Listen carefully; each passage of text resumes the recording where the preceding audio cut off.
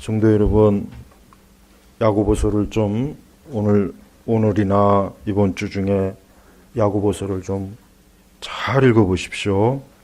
야고보서 1장에서 5장밖에 안 돼요. 짧아요.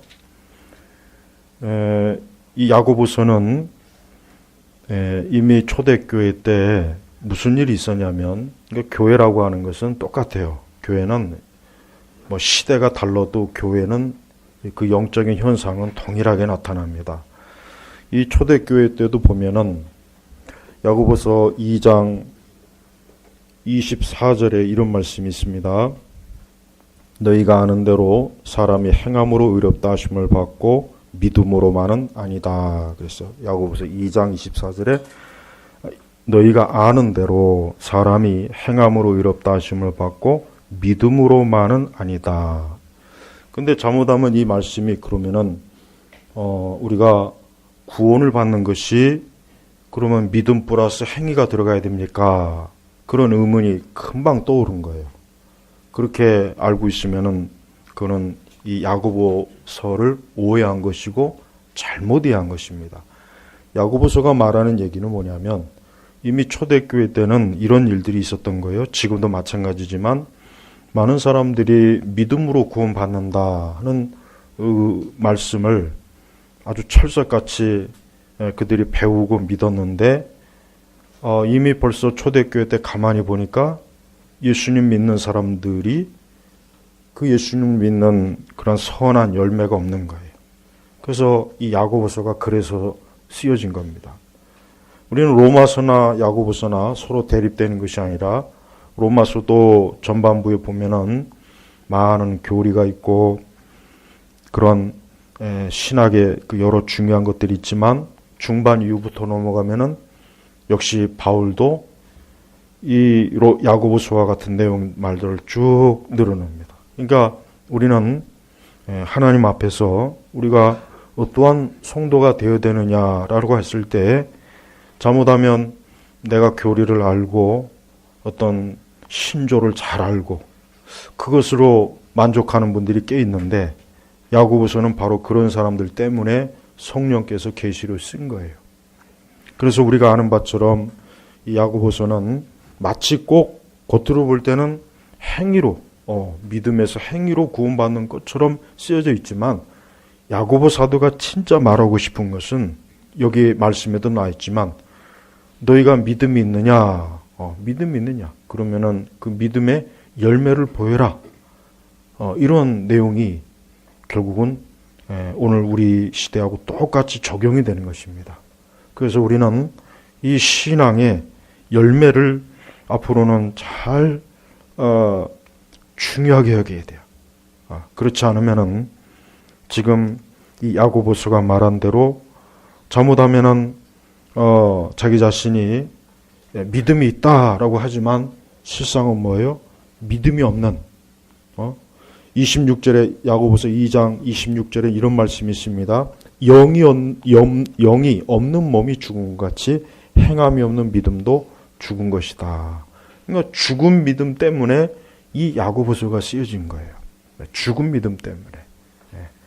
그러니까 믿음도 살아있는 믿음이 있고 죽은 믿음이 있죠. 그럼 그 기준이 뭐냐?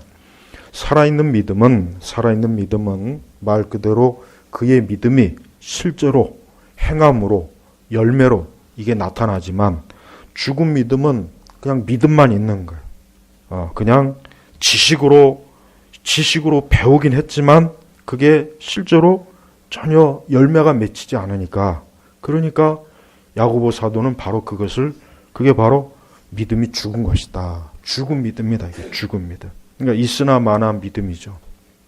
그래서 우리는 하나님의 말씀을 배워도 이 말씀이 내가 이 말씀을 순종하고 행하는 것이 이것이 믿음의 결과여야 되는 거예요. 믿음의 결과, 열매로 드러난 겁니다. 거꾸로 알면 또 잘못된 거죠.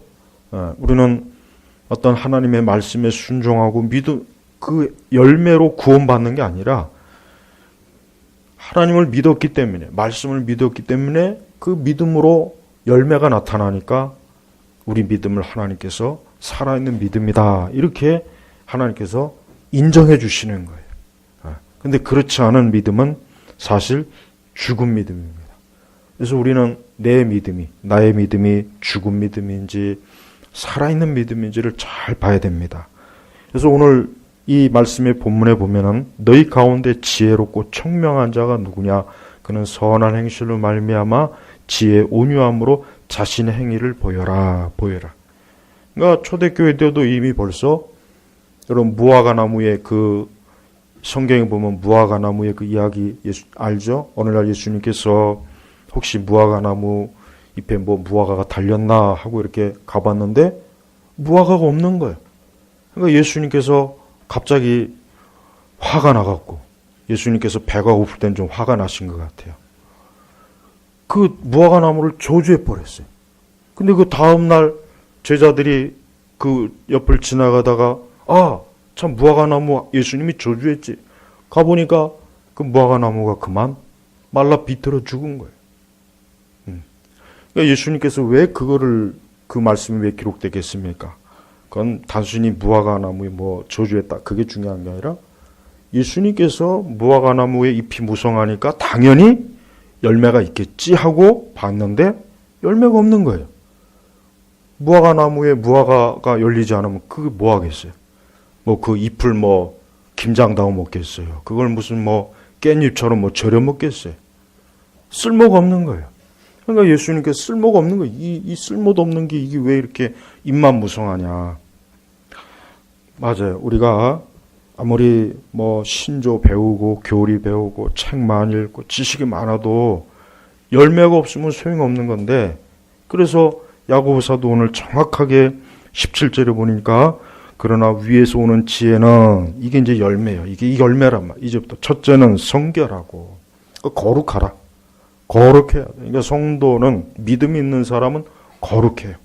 믿음 있는 사람이 술 먹고 믿음 있는 사람이 악한 짓을 하고 믿음 있는 사람이 죄를 함부로 손대고 믿음 있는 사람이 죄를 두려워하지 않고 그렇다면 그는 그 지혜는 어디서부터 온 지혜냐? 15절에 보니까 이거는 위에서 내려온 것이 아니라 세상적이고 육신적이며 악령과 같아요. 이건 위에서 내려온 지혜가 아닌 거예요. 그래서 우리는 이 세상에서 우리 성도들이 믿음 생활한다 했을 때는 첫째가 성결, 거룩해야 된다. 여러분 구약의 그 제사법 보면은 가장 많이 강조되는 게 뭡니까? 거룩이에요. 성결, 거룩이에요. 제일 그게 강조가 많이 돼요. 그러니까 우리 성도는 첫째 성결하고 그러니까 거룩하다. 매사에 우리가 모든 일에 거룩하고 다음으로 화평하고 평화가 이루어져야 돼요. 근데 관용 이건 죄를 관용하라는 것이 아니라 우리 스스로가 서로 간에 다 부족하고 다 하나님 앞에서 죄인이라는 것을 인정하라는 얘기예요. 인정하라. 때때로 나는 우리 그리스도인들이 신앙생활 오래 하다 보면 마치 자기가 처음부터 의로운 사람이냐, 마치 처음부터 뱃속에서 태어날 때부터 의로운 사람이냐 그렇게 자꾸 하는 것 같다는 느낌이 와요. 아닙니다. 우리는 모두 다 부패했어요. 다 죄인이에요. 다 악한 자예요. 그걸 절대 잊어버리면 안 돼요. 그걸 잊어버리면 관용이 없어요. 용서가 없는 거예요. 용서가. 그 다음에 양순하고 부드럽고 순하게 부드러움 양순하고 그 다음에 궁율 그 다음에 선한 열매가 가득하고 편벽과 위선이 없다. 이게 뭡니까? 이게 바로 참된 살아있는 믿음을 가진 사람들이 나타나는 뭡니까? 그의 인격과 그의 열매요, 그의 삶이에요. 이게 없으면은 죽은 믿음이에요, 죽은 믿음. 근데 그 죽은 믿음을 가지고 있는 사람이 웨스터민스터 소요리 문답을 처음부터 끝까지 다 외우고 칼빈의 기독교 강요를 다 이해한다고 해도 죽은 믿음이에요, 죽은 믿음. 우리가 그런 교리와 우리가 그런 것들을 열심히 공부하는 이유가 뭐냐면 바로 위에서부터 내려오는 지혜를 우리가 지혜 열매를 맺기 위한 것이지 그 자체 배우는 목적을 가지고는 아무 의미가 없어요. 아무 의미가. 그러니까 그 죽은 믿음이에요. 죽은 믿음. 그러면서 우리 성도들은 너희 가운데 지혜롭고 청명한 자가 누구냐? 책을 많이 읽고 똑똑한 사람이냐? 아니죠. 그런 선한 행실로 말미암아 지혜의 온유함으로 자신의 행위를 보여라. 그러니까 잘난 척하지 말고 겸손하게 하나님 앞에서 선한 열매, 선한 일로 하나님 보시기에 합당한 사람으로 자기를 드러내라. 이게 바로 뭡니까? 이게 진짜 지혜로운 거예요. 네. 이 세상이 좋아지는 것은 이런 지혜로운 사람이 많아지면 좋아지만 이 세상이 나빠지는 것은 이러한 지혜는 없어요. 그 대신 똑똑하고 잘난 사람, 똑똑하고 잘난 사람은 많은데 위에서부터 내려오는 지혜로운 사람이 없는 거예요. 가정에서나 교회에서도 그렇고 어느 영역이든 간에 우리 성도들은 내 자신이 총명하고 지혜로운 자라면 선한 행실, 그 바탕 위에서 지혜 온유함으로 자신의 행위를 보여라. 우리 예수님께서 그랬어요. 우리 예수님께서는 이 땅에 오셔서 선한 일을 많이 하셨다 그래서 착한 일을 많이 하셨대요. 우리 예수님은 가는 곳마다 뭡니까? 그분이 하나님의 아들이요 메시아예요. 엄청난 권위와 능력이 있었지만 그분이 그걸 가지고 어디 뽐냈습니까? 자랑했습니까? 교만했습니까? 아니요. 그걸 가지고 선한 일을 하셨잖아요. 선한 일. 가난한 자들을, 배고픈 자들을, 병든 자들을 다 일일이 돌봐주셨어요. 그러니까 예수님 자신은 뭡니까? 이 말씀 그대로 선한 행실로 지혜 온유함으로 그 행실이 예수님이 드러난 거란 말이에요. 우리가 예수님을 믿는다 했을 때 그 믿는다는 그 말 속에는 이와 같은 것들이 우리에게 드러나야 그 사람이 예수님 믿는 거예요. 근데 우리는 보통 그러잖아요. 우리는 입으로 난 예수님 믿습니다. 하나님 믿습니다. 대부분 거기서 다 끝납니다. 여러분 야고보서를 우습게 여기면 안 돼요. 루터는 이 야고보서가 싫어서 그런지 이걸 지푸라기 서신이다 그랬어요. 지푸라기. 그러니까 오직 믿음으로 말미암아 이 구원받는 그 종교개혁의 원리를 아주 특별한 그 시기에 좀 나타나는 시기인데 자칫하면 또 야고보서를 사람들이 오해할까봐 그런 거죠. 하지만 야고보서는 굉장히 중요합니다. 왜? 우리가 만약에 진짜 우리 스스로가 지혜롭고 총명한 자라면 단지 지식을 많이 쏟아내는 걸로 난 총명하게 지혜로워 이것이 아니라 하나님 예수님 그걸 요구하는 게 아니라 선한 행실과 온유함으로 그럼 그 지혜와 총명을 한번 드러내봐라. 어디 행실로 나타내봐라. 그게 진짜인지 아닌지 내가 한번 보게 해. 예수님 그렇게 말씀하시는 거예요. 그래서 14절 같이 읽겠습니다. 너희 마음에 독한 시기와 다툼이 있다면 자라거나 진리를 거슬려 말하지 마라. 우리의 마음에 독한 시기와 다툼, 이 독한 시기와 다툼이 있으면 안 돼요. 우리 마음에 이 독한 시기, 시샘, 시기, 질투하는 거, 다툼, 미움이죠. 다툼, 싸우는 거란 말이에요. 그러니까 독한 시기와 다툼이 있다면 자랑하지 마라. 마치 뭡니까? 이러한 독한 시기와 다툼이 마음에 가득하면서 나 자신이 나는 많은 걸 알고 있어요. 나는 대단한 지식을 가르칠 수 있습니다. 그런 말 하지 말라는 거예요. 그런 말 하지 말라는 거예요. 그래서 우리 마음에 이 독한 시기와 다툼이 있으면 안 됩니다. 이 독한 시기와 이 다툼은 뭡니까? 역시 이것도 15절 그대로 말하는 거지만 이런 지혜는 위에서 내려오는 것이 아니라 위에서 어떤 지혜가 내려옵니다. 위에서는 하나님의 사랑과 은혜와 화평과 평강이 오래. 그러나 아까 말한 독한 시기 다툼 이런 거는 뭡니까? 세상적이고 육신적이며 악령과 같은 것이다. 악령과 같은 것이다. 그래서 우리가 이 성령의 열매를 맺어야 될 중요한 이유는 뭡니까?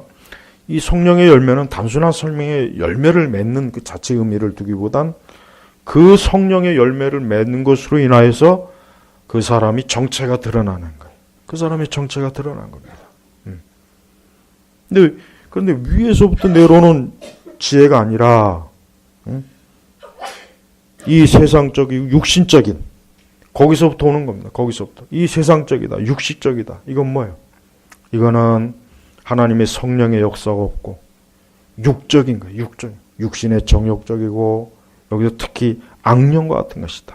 악한 영에 의해서 그 마음에 뭐예요? 독한 시기와 다툼이 있는 겁니다. 여러분 보십시오. 우리가 사는 세상을 보십시오. 수많은 사람들이 문제가 뭡니까? 왜 많은 사람들이 그렇게 고통을 받고 왜 힘듭니까? 그것은 바로 독한 시기와 다툼이 있는 거예요. 독한 시기와 다툼이 있으니까 당연히 어때요? 당연히 이 세상이 어때요? 당연히 고통스럽죠. 사람들은 서로 싸우죠. 다투죠. 서로 괴롭히죠. 개인이 그러면 국가 간에 싸우는 것도 당연한 거예요. 한 사람 한 사람이 이런 독한 시기와 다툼이 있는데 당연히 전쟁이 일어나는 거죠. 한 사람 한 사람이 아까 여기 말한 성결하고 화평하고 관용하고 그러면 이 세상에 전쟁이 없습니다. 그러니까 여러분 이 국가 간의 전쟁이라는 것도 단순히 국가라고 하는 국가 체계가 전쟁이 하는 게 아니라 뭐예요? 개개인이 결국 그 마음에 있는 것이 결국은 서로 충돌하는 거예요. 서로 충돌하는 거예요. 갈수록 두고 보십시오. 갈수록 점점 더 사람들은 이런 독한 시기와 다툼을 더 좋아해요. 독한 시기와 다툼이 더 많아질 겁니다. 사람들이 이런 게 더 많아져서 더 많은 사람들이 서로 괴롭혀요. 서로 괴롭혀요. 서로 괴롭혀요. 서로 고통을 주고 서로 찔러대고 서로 미워하고 증오하고 그게 이 사회와 이 세상을 이렇게 어렵고 힘들고 사람들이 살기 힘들게 만들어 놓은 것이에요. 그러면서 16절에 보면 시기와 다투 있는 것에 뭐가 있다고 그랬습니까? 혼란과 온갖 악한 행위가 있다. 그러니까 우리 성도는 시기와 다툼을 절대로 멀리해야 됩니다. 이게 아예 마음에서부터 맺지 못해야 돼요. 우리 마음 자체에서 시기와 다툼이 아예 없게 해야지. 이 시기와 다툼이 있게 되면 어떻게 됩니까? 거기서 온갖 악한 행위가 있다. 온갖 모든 악한 행위가 여기서 다 나오는 거예요. 시기와 다툼에서 다 나오는 것입니다. 야고보 사도는 하나님의 백성들 교회가 우리 그리스도인들이 위에서부터 내려오는 지혜로운 사람이 되길 원하는 거예요. 그들이 입으로만 예수님 믿습니다. 입으로만 하나님 믿습니다. 지난주에 얘기했지만 그저 경건의 모양만 취한 그런 신앙을 야고보 사도가 그거는 단호하게 그런 신앙으로는 너희가 하나님 나라에 들어갈 수 없다. 그런 경건의 모양만 가지고는 안 된다. 진짜 너희들이 열매를 맺고 하나님 앞에서 온전한 사람이 되는 그런 사람이 돼야 된다. 그래서 18절에 의의 열매는 화평하게 하는 자들이 화평으로 씨를 뿌려 거두는 것이다. 의의 열매. 의의 열매. 이 성도는 우리 그리스도인들은 항상 우리의 신앙이 어떤 열매를 맺는가 정말 유심히 봐야 됩니다. 오늘도 예배가 다 끝나면 여러분 집에 가서 뭐 하겠습니까? 집에 가서 뭐 하겠습니까? 또 한 주간에도 어떻게 사시겠습니까? 내가 한 주간에도 어떠한 열매를 맺고 사는가를 항상 관심을 가져야 돼요. 그렇지 않으면 우리는 자칫 야고보 사도가 말하는 것처럼 영이 없는 몸이 죽은 것 같이 행함이 없는 믿음, 그 죽은 믿음을 가지고 나 믿음이 있으이다 라고 자기도 속이고 남도 속이는 거예요.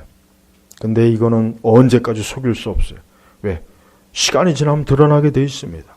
시간이 지나면 드러나게 돼 있고 시간이 지나면 결국은 그 열매라고 하는 것은 아무리 숨겨도 안 돼요.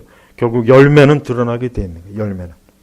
그래서 매일매일의 열매가 쌓여서 우리 인생을 온전하게 하고 바르게 하고 아니면 또 우리의 인생을 고통스럽게 하고 해롭게 하고 이 열매가 결정하는 거예요. 열매가.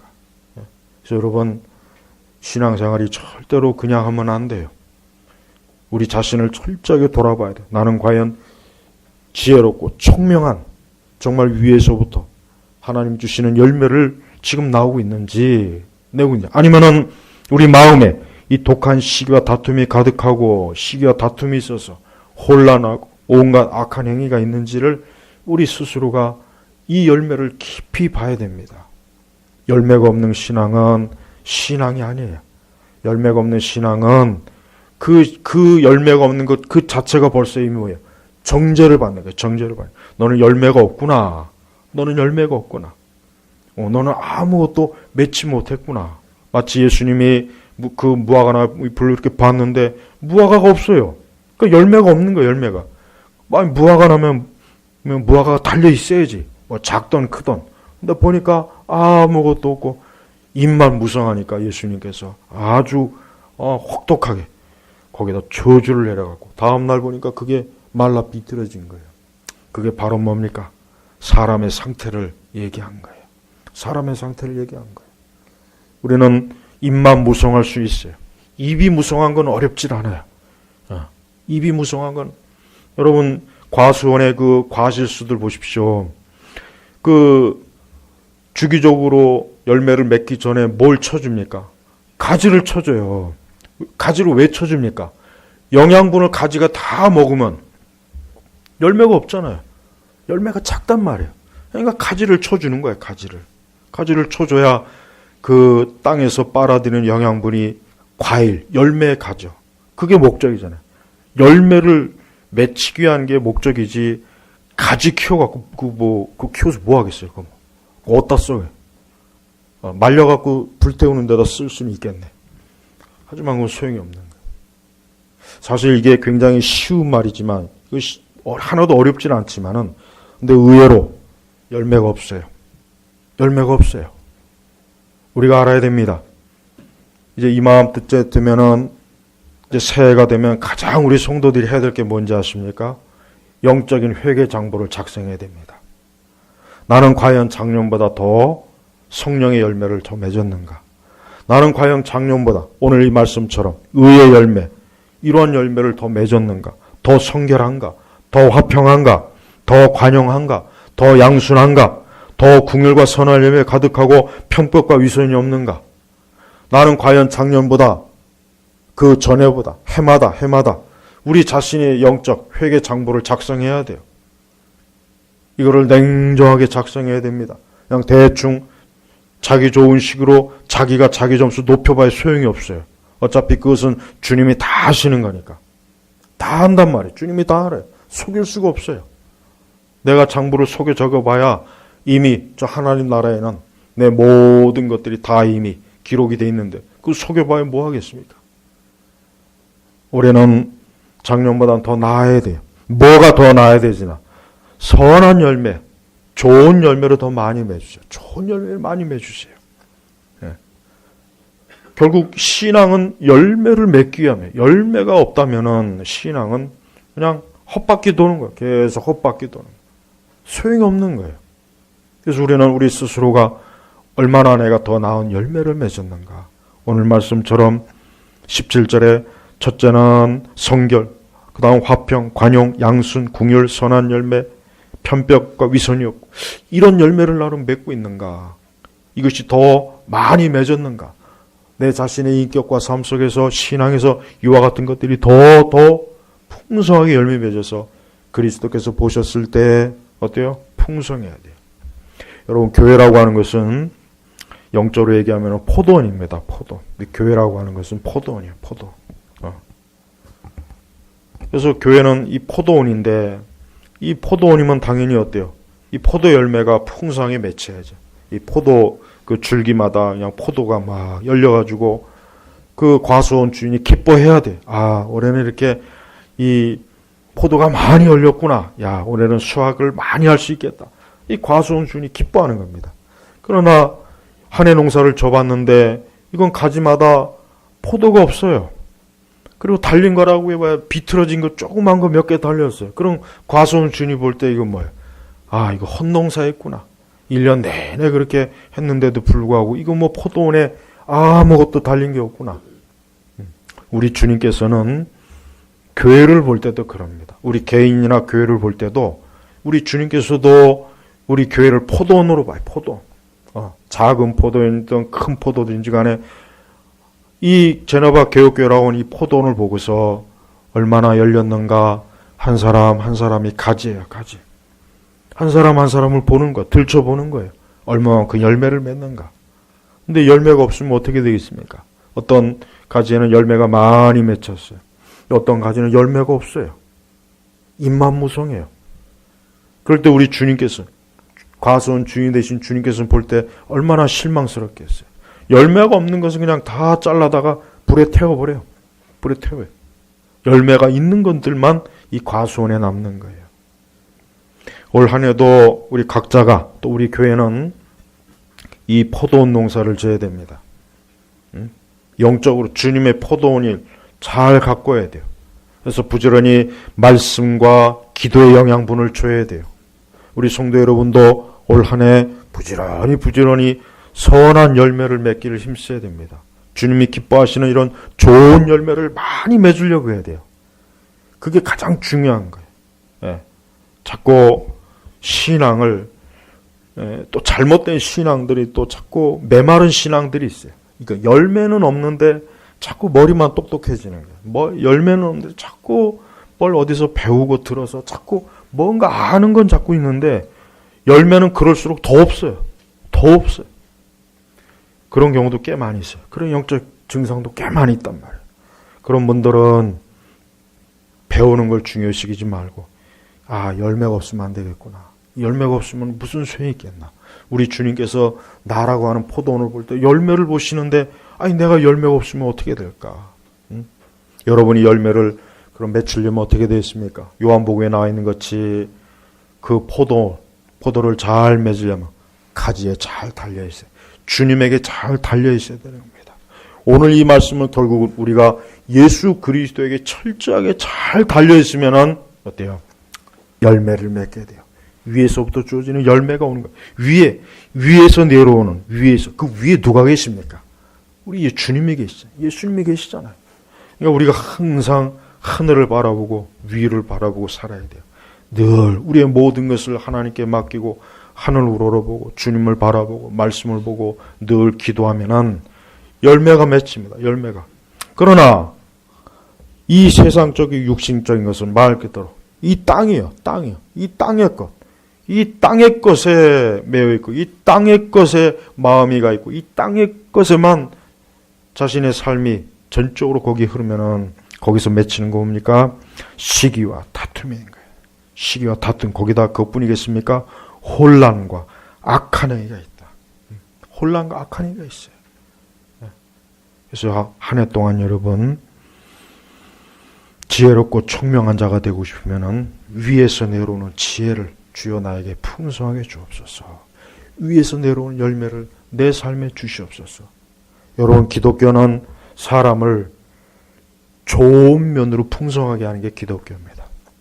기독교는 사람을 좋은 면으로 풍성하게 해요. 좋은 면으로. 하지만 이 세상은 어때요? 사람을 나쁜 면으로 풍성하게 해가지고 나쁜 면으로 그 사람을 결국은 말려 죽여요. 말려 죽이는 거야. 아주 그냥 썩어 말려 죽이는 거야. 이 세상은. 그러니까 이 세상적으로 육신적으로 세상적으로 풍성하게 좋은 게 아닙니다. 그러면 그럴수록 썩고 말리는 게 양이 많을 뿐이야. 더 많을 뿐이란 말이에요. 우리는 올 한 해도 이 말씀처럼 위에서 내려오는 지혜를 풍성하게 나에게 주시옵소서. 그래서 거기서부터 맺는 열매, 그 열매가 우리의 삶에 가득 넘쳐서 올 한 해 또 한 해를 다 마무리할 때 내 심령의 포도원에서 주님이 보실 때 그 포도가 커야 돼요. 많아야 돼요. 그래서 주님이 수고할 게 너무너무 많아서 우리 주인 되시는 주님이 기뻐해야 돼요. 기뻐해요. 내 심령의 정원을 포도원을 보고 기뻐해야 되는 거예요. 기뻐해야 되는 거예요. 추수할 게 많아서. 농부는 추수할 게 많아야 기쁜 거예요. 추수할 게 없으면 농부는 기쁨이 없어요. 힘만 들고 고생만 했지. 이건 뭐 열매가 없는데 기뻐할 게 뭐가 있겠습니까? 우리 예수님도 똑같습니다. 우리 예수님도 우리라고 하는 한 사람 한 사람의 포도원을 볼 때마다 우리 주님도 열매가 많은 걸 기뻐하지 열매가 없어요. 열매가. 있는 거란 시기, 여기 보니까 독한 시기와 다툼. 어떤 일이 있어도 마음에 이 독한 시기와 다툼은 철저하게 멀리하세요. 어떤 일이 있어도 이 독한 시기와 마음은 우리 마음에 들어오지 못하게. 주여, 이 독한 시기와 마음이 있을 때마다 주여 나에게 위에서부터 지혜를 주십시오. 내게 좀 열매를 맺게 해주십시오. 내가 이런 독한 시기와 질투로 인해서 결국은 혼란과 악한 얘기만 잔뜩 있는 거예요. 사람은 별 수 없어요. 여러분, 사람은 겉으로 보이는 건 하나도 별로 중요하지 않습니다. 심지어 그가 많이 배웠다, 적게 배웠다, 별로 그것도 중요하지 않아요. 그 사람이 어떠한 마음을 가지고 있느냐가 이게 정말 중요해요. 그게 너무 중요합니다. 그 사람의 마음속에 위로부터 주어지는 지혜가 마음에 가득하면 그 열매는 그냥 알아서 좋은 열매 맺지만 그 마음이 벌써 독한 시기, 다툼이 있고 이런 게 있으면 어떻게 되어 있습니까? 그 열매 뻔해요. 뻔합니다. 혼란, 악한 것들만 잔뜩 매달려 있는 거예요. 많은 분들이 제발 신앙생활 하는데 열매가 없이 신앙생활 하면서도 그 열매가 없는 줄을 모르고 있어요. 열매에 전혀 관심이 없어요. 농사 짓는 사람이 열매를 관심을 갖지 않고 농사 짓는 사람이 있습니까? 없습니다. 어떤 농사를 짓던 뭘 재배하든 간에 여기서 열매가 나오겠지 하고 그 열매를 기대하고서 그가 작물을 재배하던 농사를 짓던 밭을 일구던 그러잖아요. 근데 신앙생활도 똑같은 거거든요. 원리가 똑같아요. 신앙생활 하면은 이제 한 해 다 지나서 새해 됐으면은 내가 지난 한 해 주님 앞에서 어떤 열매를 맺었지? 얼마나 내가 열매를 맺었을까? 왜 이걸 생각 안 합니까? 이걸 생각해야 돼요. 그래서 열매를 많이 맺지 못했으면 그거 회개해야 됩니다. 회개하지 않고 계속 그 상태로 가면은 안 돼요. 묵은 땅을 갈아엎어야 돼요. 야곱이 창세기 보면 야곱이 그만 큰 어려움을 당했어요. 어떤 어려움입니까? 야곱은 하도 어려움이 많아서 하나 특별히 뽑을 건 없는데 그래도 제일 큰 게 그 딸이 그만 험한 꼴을 당했어요. 그 어느 지역에 갔는데 세겜 지역에 갔는데 그 딸 디나가 이 동네가 또 뭐가 있나 해가지고 마실을 나갔어요. 마실. 그러니까 나들이를 간 거예요. 근데 그만 그 세겜 족장 아들이 있어요. 아주 못된 놈이에요. 이놈이 그만 디나를 건든 거예요. 그래가지고 그게 원인이 돼가지고 어떻게 됐습니까? 칼바람이 났잖아요. 칼바람이. 그것 때문에 칼바람이 났어요. 아주 야곱이 그것 때문에 엄청나게 고통을 받았는데 야곱이 곰곰이 생각해 보니까 자기가 잘못한 거예요. 그 세겜에 머물면 안 되는 건데 거기 머물면 안 되거든요. 그러니까 뭡니까? 거기서 그때 야곱이 그 온 가족들을 모아놓고 어때요? 하나님 기뻐하지 않는 거 다 갖다 버려라. 가지고 거기서 완전히 그 집안 자체가 어때요? 개혁을 해버렸어요. 영적 개혁을 한 거예요. 하나님 앞에서. 그래서 그 세겜을 떠났어요. 그러니까 하나님께서는 그래요. 하나님께서는 열매를 맺지 않고 계속 그렇게 문기적거리면은 하나님께서 반드시 어때요? 그 성경에 나와 있는 것처럼 한번 하나님께서 갈아엎어요. 하나님께서. 우리가 갈아엎어야 되는데 하나님께서 갈아엎어버리는 거예요. 하나님께서. 그래서 야곱 집안이 완전히 쑥대밭이 되어버렸어요. 그냥. 그 두 아들이 칼춤을 쳐가지고 세겜에 있는 그 남자들을 다 죽이고 엄청나게 험한 꼴이 일어났단 말이에요. 그때까지 하나님께서 야곱을 분명히 그 야곱이 하나님 앞에서 합당하지 않은 계속 세겜 이방 땅에 자꾸 머무르죠. 그 우상의 장신구를 찾아. 그러니까 하나님 보실 때 이 거룩한 이 선민의 씨가 계속 하나님 보실 때 위에 이 세상적이고 육신적이고 이 악령과 같은 것에 계속 그러니까 안 되겠구나. 계속 그대로 두면 안 되겠구나 해가지고 디나를 토깽해가지고 어때요? 그 집안을 완전히 다 하나님이 그냥 확 갈아엎었어요. 하나님. 거기서 이제 야곱이 한번 영적 부흥을 맞이하잖아요. 그러니까 우리도 마찬가지. 우리 스스로가 우리 자신의 심령을 갈아엎어야 돼요. 갈아엎으란 말이에요. 갈아엎으란 말이에요. 우리 안에 이러한 육신적이고 악령, 세상적이고 시기와 다툼과 독한 것, 하나님 기뻐하지 않은 것도 있으면 다 갈아엎어서, 다 갈아엎으세요. 그거 빨리 다 없애야 돼요. 하나님 말씀 붙잡고 기도하면서 그러한 세상적인 것들이 우리 삶과 우리 안에 자리를 차지 못하게 해야 된단 말이에요. 교회도 마찬가지고 우리 개인도 마찬가지입니다. 하나님께서는 자기 백성과 자기 교회가 자꾸 세상적이고 육신적이면 하나님 정말 기뻐하지 않아요. 하나님 싫어합니다. 아주 그걸 싫어요. 그래서 자꾸 그런 거에 자꾸 뿌리를 두고 있으면은 하나님이 반드시 어때요? 큰 쟁기를 가지고 와서 하나님이 가지고 오신 쟁기는 커요. 무서워요. 그 쟁기를 그냥 확 다 뒤집어 엎어버려요. 자기 백성을 사랑하니까 그런 거예요. 사랑하니까. 하나님은 사랑하지 않으면은 그냥 내버려 둬요. 이 세상 무지죠. 저 세상 황무지. 이 죄악의 황무지란 말이에요. 그냥 내버려 두잖아요. 왜? 그냥 저들은 그냥 저대로 있다가 망하는 거예요. 니들은 갈아엎을 필요도 없어. 그냥 그대로 모아다가 나중에 다 지옥의 불쏘시기로 삼아요. 그러나 하나님의 거룩한 백성은 그렇게 안 놔둡니다. 하나님 보시기에 자꾸 이 땅에서부터 올라오는 그런 어리석고 악한 지혜를 자꾸 쌓아놓으면은 하나님께서 그냥 큰 쟁기를 가지고 오셔서 어때요? 다 갈아엎으셨다. 하나님은 농부셔, 농부. 하나님 농부요. 거룩한 농부셔. 농부란 말이에요. 그러니까 여러분, 우리의 삶에 작년하고 비교해서 반드시 열매를 맺어야 되겠다고 하는 그 믿음의 결심과 결단을 해야 돼요. 그냥 넘어가지 마십시오. 올 한 해 그냥 넘어가지 마시고 오늘 여기 있는 것처럼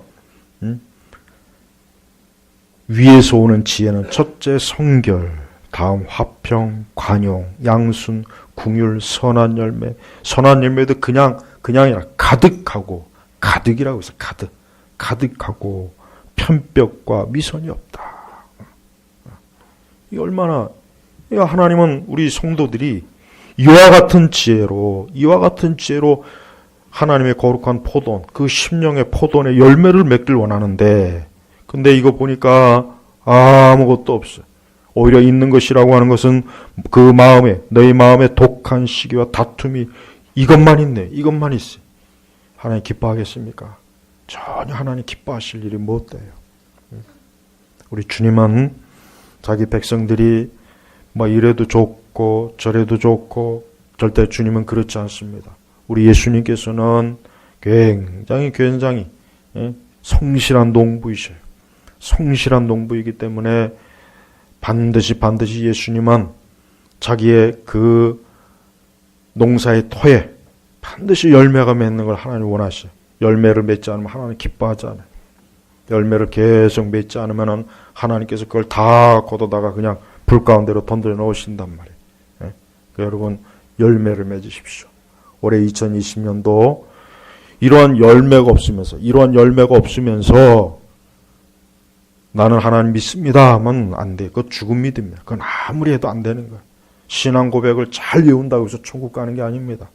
십계명을 잘 외운다고 해서 천국 가는 게 아니에요. 그 신앙 고백과 그 십계명이 내가 믿음으로 이게 열매가 나올 때, 열매가 맺혀질 때, 내 삶의 포도원에 그냥 그 영적 포도원 열매가 맺힐 때 우리 주님이 기뻐하신 거야. 아주 기뻐하는 거야. 열매를 많이 맺었구나. 하나님 기뻐해요. 근데 열매가 없으면은 우리 주님은 아주 허탈해 하신단 말이에요. 그러니까 여러분, 올해는 좀 열매에 관심을 가지십시오. 제발. 열매 관심 가셔야 돼요. 제가 우리 교회를 수년 동안 내가 지켜봤어요. 내가 우리 교회를 수년 동안 지켜봤는데 무슨 결론을 내가 내리냐면 별로 열매가 없어요. 그렇게 많은 걸 가르치고 그렇게 많은 걸 했지만 정작 열매가 별로 없다는 생각이 난 너무 많이 들어요. 열매가 별로 없어요. 정말 열매가 없어요. 물론 이것은 제가 보는 것이니까 뭐 우리 주님이 보시는 것과는 또 틀리겠죠. 하지만 열매가 없으면 안 돼요. 열매가 없는 것은 그건 조금도 그거는 정말 큰 문제예요. 큰 문제. 열매가 없으면 안 돼요. 열매가 없는 신앙, 그거 아무리 화려해도 소용없습니다. 아무리 거창하고 아무리 많아도 소용이 없어요. 중요한 건 열매예요. 열매가 있어야 되는 거예요. 우리 성도 여러분, 제발 열매 관심 가지세요. 다른 거 관심 갖지 마세요. 신앙은 하나님 보시기에 이런 이 영적이고 이 지혜롭고 총명한 이런 위에서부터 주어지는 열매를 맺기 위해서 신앙생활 하는 거지, 신앙생활 자체를 위해서 신앙생활 하는 게 아니에요. 그게 아닌데 자꾸 신앙생활 자체를 위해서 신앙생활을 하고 있어요. 그 열매를 맺어야 돼요. 그래서 제발 올해부터는 우리 성도 여러분 각자 하나님 앞에 좀 기도하십시오. 올해는 좀 내가 오늘 야고보서의 말씀처럼 위에서부터 내려오는 지혜로 풍성하게 해주고 이런 열매도 좀 많이 맺게 달라고 기도하십시오. 이런 열매가 없으면은 이것은 그 자체가 참 눈뜨고 보기 힘들어요. 어려운 거예요. 제발 올 한 해 우리 교회가 올 한 해 또 연말이 됐을 때 올 초보다는 더 풍성한 포도원이 돼서 주님의 포도원이 돼가지고 우리 주님이 기뻐하시고 우리 주님이 흡족해 하시고 우리 주 예수님께서 즐거워하시는 그러한 주님의 포도원이 되기를 저는 정말 간절히 기도하고 소망합니다. 기도하겠습니다.